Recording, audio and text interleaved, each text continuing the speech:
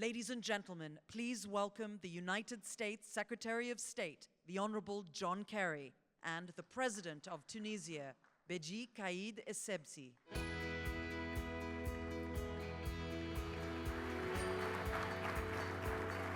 Ça va, cher ami? Merci, Monsieur le Président. C'est moi. Oui. Ah, bien, il faut que je regarde quand même. Hein? On voit rien. Good afternoon, everybody. Bon après-midi à tout le monde. We're really very happy to be here. C'est mon grand plaisir d'accueillir le président de Tunisie, Caid Essebsi, comme vous le savez. Je vais parler un peu en français parce qu'il m'a demandé, c'est Voilà. plus facile. C'est vrai. Monsieur le Président, soyez le bienvenu. Merci beaucoup. Et je suis ravi de vous revoir.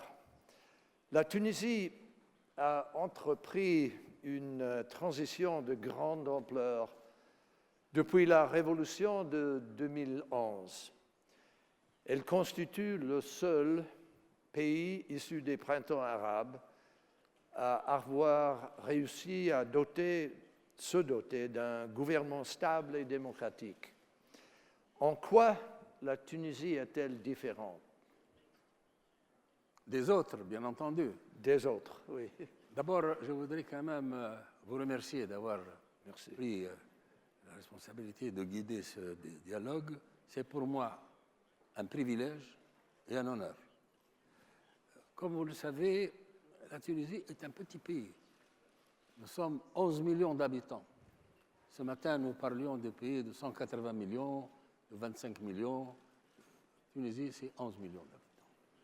C'est un pays qui a été gouverné pendant 3/4 de siècle par un gouvernement étranger, c'est-à-dire nous étions colonisés, au fond, par la France. Et puis, quand nous nous sommes libérés, pendant 23 ans, on a eu un gouvernement d'autorité. Pas de liberté, pas de presse, et puis un peu de corruption. Je dis un peu parce que c'est beaucoup. Voilà. Donc, il y a eu la révolution, heureusement, qui a coupé entre deux périodes. Et cette période-là, après la révolution, personnellement, on m'a appelé parce que j'étais parti pendant 20 ans. Et je suis revenu parce qu'on m'a appelé, comme vous le savez. Et nous avons initié maintenant une politique démocratique. Mais ce n'est pas facile, la démocratie. Non. Elle se pratique, elle ne s'impose pas. Donc il faut d'abord rétablir l'état de droit. Et maintenant, nous avons quand même eu des élections, nous avons eu quand même une constitution que nous respectons, et nous avons eu des élections législatives et présidentielles au bénéfice de laquelle je suis le premier élu tunisien comme président de la République. Je suis ici, je suis très heureux et je vais répondre à votre question. Pourquoi la Tunisie n'est pas comme les autres? Parce que depuis l'indépendance, c'est-à-dire depuis au moins 60 ans, nous avons entrepris des réformes substantielles sur le plan politique et surtout sur le plan social. Nous avons généralisé l'enseignement. Il y a actuellement aucune occasion pour qu'un jeune qui vient à l'âge d'aller à l'école ne trouve pas une place gratuite. Mais ça fait 60 ans que nous avons fait ça. Et deuxièmement, nous avons fait quelque chose qu'aucun autre pays l'a fait, c'est que nous avons libéré la femme. Et actuellement, la femme tunisienne a la même situation quasiment que celle de l'homme. Et ça fait 60 ans aussi que ça se dure. Donc nous avons une société complètement différente, instruite, avec aussi un complément essentiel, c'est celui de la femme. Et là où la femme ne joue pas un rôle, eh bien, le pays n'avance pas. Alors c'était que vous étiez déjà différente avant. Oui, voilà. Exactement, oui. Et puis maintenant, vous avez un nouveau gouvernement qui a récemment été formé en août. Oui. Que font le Premier ministre Chahed et son gouvernement pour lutter contre la corruption et attirer des entreprises telles que celles représentées ici aujourd'hui? D'abord, c'est un gouvernement jeune. Alors que, si vous regardez mon cas, moi, je vais faire 90 ans. Mais le Premier ministre actuellement, il a 41 ans. Il est presque mon fils. Voilà. Donc, deuxièmement, son gouvernement aussi est constitué de ministres jeunes, compétents, qui ont des diplômes à travers les universités américaines, anglaises, françaises, et qui ont maintenant de l'expérience. Mais aussi, le plus important, c'est que dans son gouvernement, il a inclus à peu près une dizaine de femmes qui ont des responsabilités.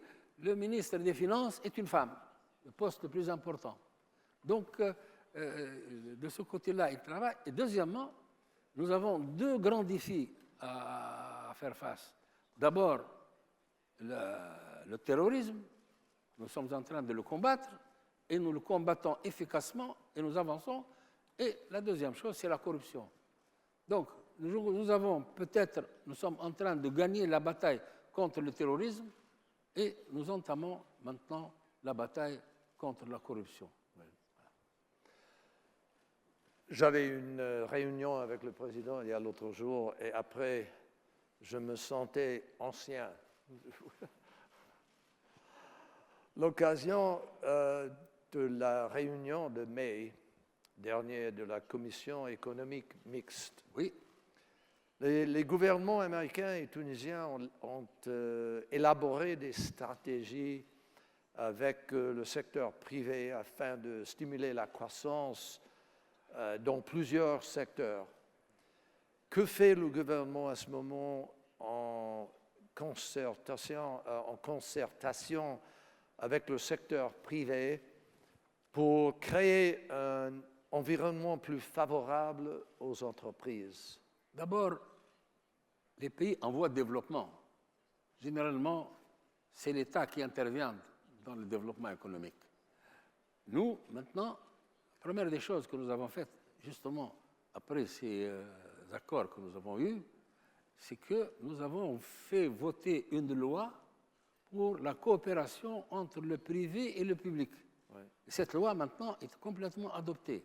Et nous estimons qu'actuellement, le privé doit quand même prendre une place importante, en tout cas de plus en plus importante qu'avant. Ça ne veut pas dire que le secteur gouvernemental va diminuer, mais les deux vont coopérer pour aller de l'avant. Et nous sommes sûrs maintenant, compte tenu des difficultés auxquelles nous faisons face, que cette coopération est nécessaire. C'est pour cela que dans le gouvernement actuel, nous avons le soutien et de l'Union générale des travailleurs et aussi des patrons. Les deux ont soutenu ce gouvernement-là pour justement réaliser son objectif. Et vous avez confiance que ça va continuer comme ça? Oui. Vous savez, la confiance, il faut la construire. Ouais. Et il faut suivre de près. Mais je pense que la Tunisie a suffisamment eu des preuves pour qu'elle comprenne actuellement que nous n'avons plus le temps de tergiverser. Nous devons aller la main dans la main pour justement faire avancer les choses. Quand j'ai visité l'année dernière, j'ai vu que la Tunisie est un pays d'une grande beauté et puis un pays stable et ouvert. Mais elle constitue, comme vous avez dit, il y a 11 millions de personnes. Alors, c'est un petit marché de 7 à 11 millions d'inhabitants. Quels atouts l'économie tunisienne a-t-elle à faire valoir pour qu'elle devienne une plateforme stratégique pour des marchés des vastes? D'abord, sa position géostratégique. La Tunisie, c'est à la pointe extrême nord de l'Afrique, mais à quelques minutes de l'Europe. Ouais, c'est pour cela que nos échanges avec l'Europe sont à 85%, dans un sens comme dans l'autre. Mais il n'en demeure pas moins que la Tunisie est un pays africain. Au fond, l'Afrique, le nom de l'Afrique est venu de la Tunisie, Afrique. Mais nous sommes très fiers d'être africains et aussi de travailler de façon à promouvoir nos relations avec l'Afrique comme nous avons promu nos relations avec les pays arabes, avec les pays du Golfe et surtout avec l'Europe. Donc, c'est vrai que nous avons des atouts. Nous ne manquons de rien, mais pendant très longtemps, nous avions eu une mauvaise gouvernance. C'est pour ça qu'actuellement, nous essayons de mettre au point une nouvelle gouvernance, d'abord dans un pays démocratique. Nous sommes de plus en plus démocratiques, mais ce n'est pas facile. Hein. Non, ce n'est pas facile. Vous vous rappelez quand je vous ai dit, quelqu'un m'a donné un conseil, il m'a dit, j'ai 2 nouvelles à vous annoncer. Ouais. Je lui ai dit lesquelles? Il a dit une bonne et une mauvaise. J'ai dit commençons par la bonne. La bonne, c'est que vous êtes un pays démocratique. Et la mauvaise, c'est parce que vous êtes un pays démocratique. Parce qu'effectivement, être démocratique n'est pas facile à gouverner aussi. Donc nous essayons de concilier cela et compte tenu des soutiens que nous avons des pays amis et en premier lieu des États-Unis d'Amérique, parce que nous faisons face quand même au terrorisme et nous ne pouvons pas seuls faire face. Et j'ai toujours reconnu que les États-Unis d'Amérique nous ont soutenus. D'autres pays comme l'Allemagne, comme la France, comme l'Angleterre nous soutiennent aussi, mais pas au même niveau. Et je pense qu'actuellement, dans la situation difficile où nous sommes, à cause de nos voisins, parce que nous avons des voisins, nous avons 500 kilomètres de frontière avec la Libye, qui est le pays le plus important dans nos échanges avec eux, nous pensons qu'actuellement, nous sommes en train de réduire ces dangers-là de façon à ce que, Inch'Allah, nous allons créer le climat pour les investissements. Les investissements tunisiens, parce qu'il faut que les Tunisiens investissent, et jusqu'à maintenant, ils ont peur d'investir, et aussi pour les investissements extérieurs, et nous pensons que nous sommes en train de créer le climat et les conditions favorables pour cela. On dit que la démocratie, c'est la forme de gouvernement plus pire, sauf que tous les autres. Ah, c'est Churchill, ça, oui. Alors, mais de toute façon, actuellement, nous n'avons pas le choix.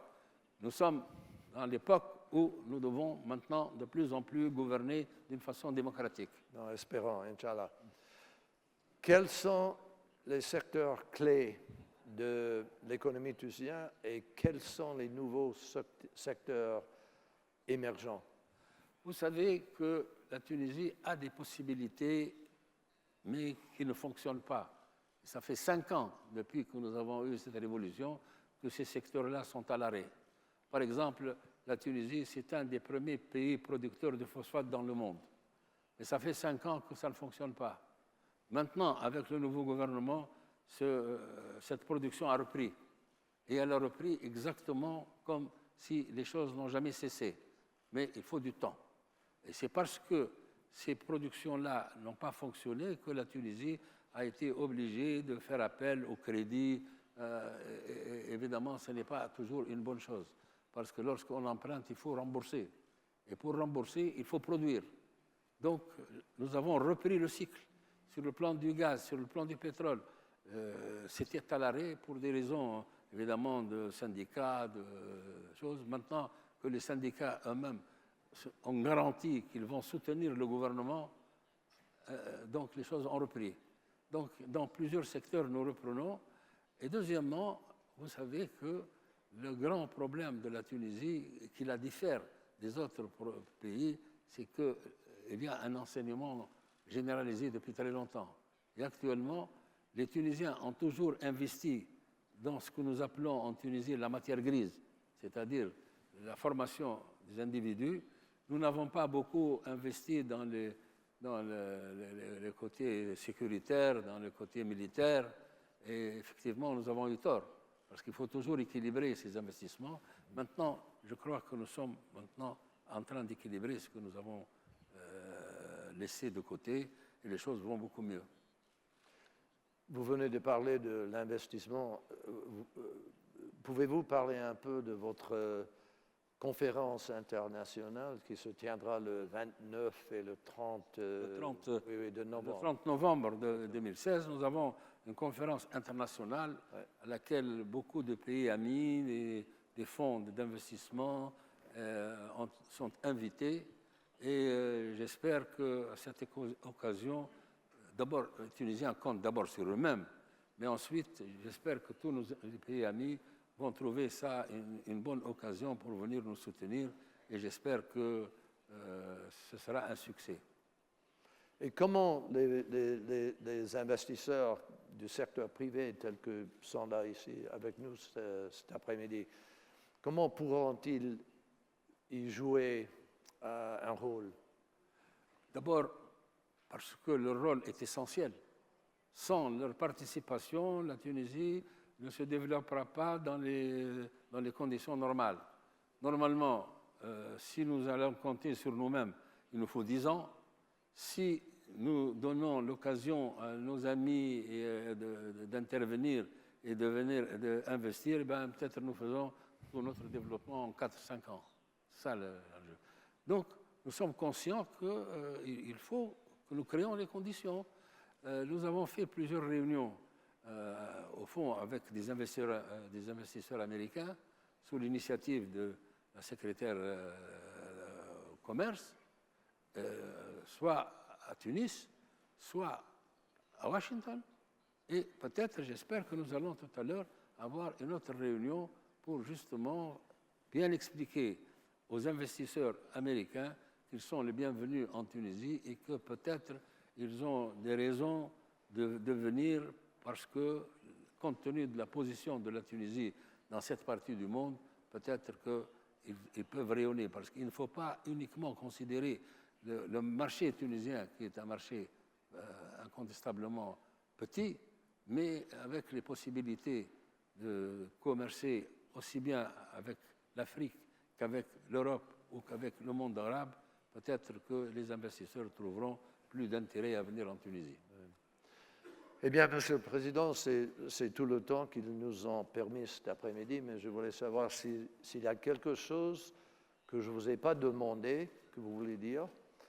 Je vous permets pour un instant de parler à tout le monde et il faut partager avec eux ce que vous n'avez pas eu la chance de répondre. Non, parce qu'il faut quand même dire que la Tunisie a la chance d'avoir des amis un peu partout dans le monde et principalement, elle a des amis aux États-Unis d'Amérique. Et ces amis-là ont été présents lorsque la Tunisie avait besoin de leur soutien. Comme vous le savez, nous avons une très bonne coopération pour combattre le terrorisme et ça marche. Nous avons aussi une très bonne coopération sur les domaines militaires, sur les domaines aussi commerciaux, économiques et nous avons un soutien. Hier seulement, j'ai eu le plaisir de déjeuner aux côtés du président Obama. Il m'a assuré tout ce que vous a dit le secrétaire d'État Kerry, je le confirme. D'accord. Voilà, vous avez entendu, hein? C'est très simple. Monsieur le Président, vraiment, je veux vous remercier.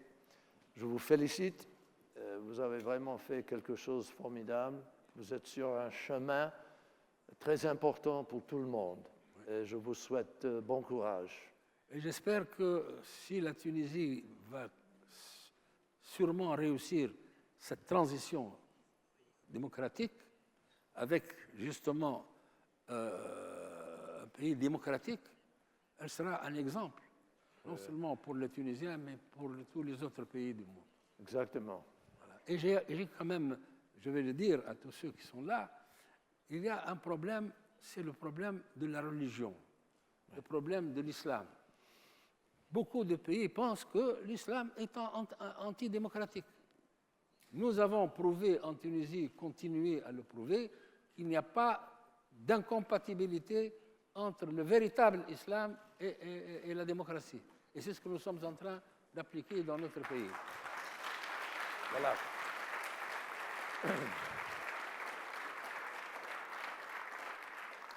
Merci beaucoup à tout le monde. Je vous remercie d'être là et je vous verrai tous en Tunisie. Ah, voilà.